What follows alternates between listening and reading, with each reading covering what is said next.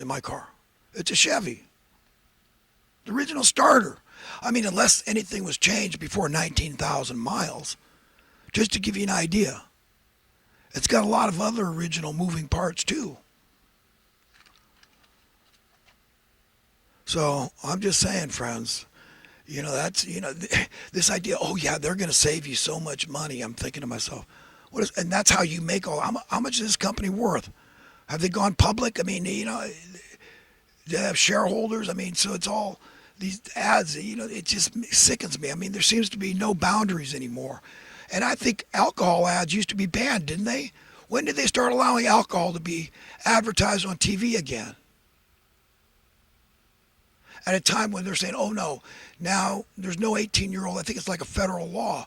You got to be 21 to drink anywhere in the country. But, you can go prostitute yourself, ladies, if you want. You want to make money, easy money? There you go. But you can't have a beer.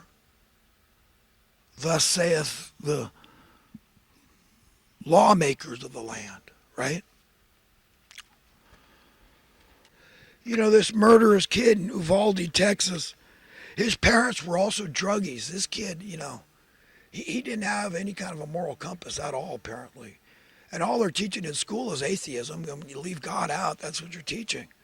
No more pledge allegiance where they invoke the name of God. No, Yeah, I feel sorry for this kid. It's a terrible thing to fall into the hands of an angry God. Could you imagine getting a hold of your God and you get a hold of that kid's soul? What the hell are you going to do with it? I mean, thank God there is a God. There better be a God. Good Lord. I'm a pacifist, but I tell you what, I mean, there's certain situations where you act spontaneously like Moses. Moses killed a slaver, and the Judaistic Jews, because there's Messianic Jews. A lot of people don't know that plenty of Jews believe in Jesus, but there's some that don't. Judaistic Jews. Moses is their guy. 10 Commandments. But Moses killed a slaver. He was incensed when he saw the way he was treating his slave. Killed him.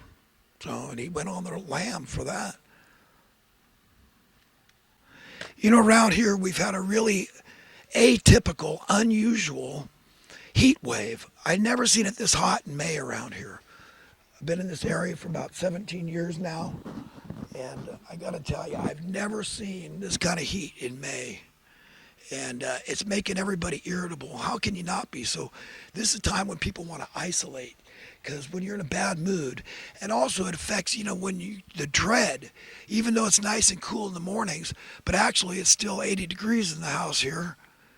But you can imagine, I mean, just psychologically the impact, thinking about how miserable you're going to be later in the day. The horrors, this is the horrors of organic suffering that we all have to face because of the original sin. Otherwise, I got no excuse. I got no explanation. Okay, I think God is an a-hole.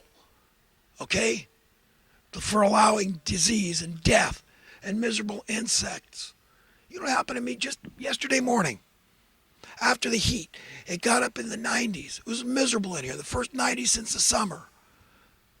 It was the hottest it had been since last summer. I left the screen door open. I secure it so that nobody could just open the door. But screen door, I left the door open to the air. And you know what I found? Ants in my garbage. Take the garbage out, spray the ants. I had some air freshener, worked fine. Sprayed all over the linoleum floor. Start getting, because things are crawling on me. You like ants crawling? I mean, this is miserable. This is all from the original sin and the subsequent curse that befell the earth. We brought death to all the creatures. There's no need for death. Not if you're God and you can control the fertility. There's more ants by weight than human beings on earth. So I spray the ants. And then guess what else I have? I got a dozen lacewing insects. Check them out. Okay? They make a lot of noise, flapping their little wings rapidly. Lacewing. And they were dying by themselves almost. But there was a dozen of them. I was picking them up, and they're easy to catch. That's good, but, I was getting rid of them as quick as I could. lacewing, and they're good. I like the lacewing outside. They're great. They gobble up aphids, so they're a good insect, but not in your house. You don't want a dozen of them flapping around. Got ants crawling on the floor, and guess what else? Because I got carpenter bees living outside. I love them, and our relationship is copacetic. I'm fine. They're just eat nectar, and they live their little lives. They're good. Pollinate stuff. So I get along fine with the carpenter. They're these big black bees, like bumblebees, right? But two or three of them. One laid on the kitchen carpet. It looked like he was dead, motionless for a while. And then I looked again, and he was gone. But those things are huge, and they make a lot of noise, a lot of buzzing. They're very intimidating bees that could sting you if you piss them off. All that happening at once. Can you imagine that's what I woke up to? Just a reminder that this is not okay. So all the organic suffering has to go, and Christ promised that as the renewal of all things, not some things. But the curse needs to be lifted, and even thorns on roses need to go. No more natural disasters, no more too hot, too cold.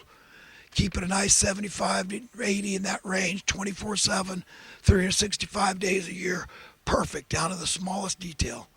There's no way you could imagine a better world than the world that Christ has in store for us, for those who believe. I have not seen nor ear heard what the Lord has in store for those who love him and fear him. That's revere. It's not being afraid. It's revering and saying, wow, I got to trust something. And I can't trust this world. I can't trust man. And another thing, just this morning, I haven't even changed the trap yet. I caught what is either a very small young rat or a very large mouse. I'm good at that. So that's about the 151st rat I've caught on this property I'm staying on. And anyhow, friends, it's tough being human. I've had a good life. Life's good, friends. I really like it. I'm really enjoying life and existence. I thank God every day for every heartbeat, for every breath.